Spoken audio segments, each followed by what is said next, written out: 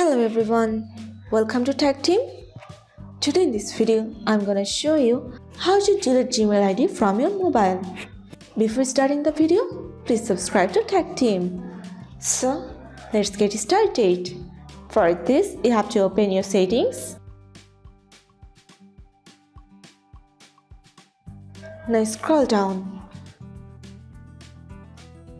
Here you can see the option of accounts. Press on this. Now you'll find here all of your Gmail ID. You have to select one which you want to delete. Now you can see here remove account.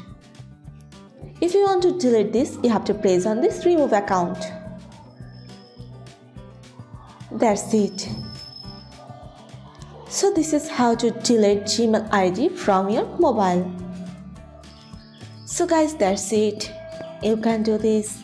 I think this video is very helpful to you. If it was, then give a thumbs up and hit the subscribe button. And thanks for watching.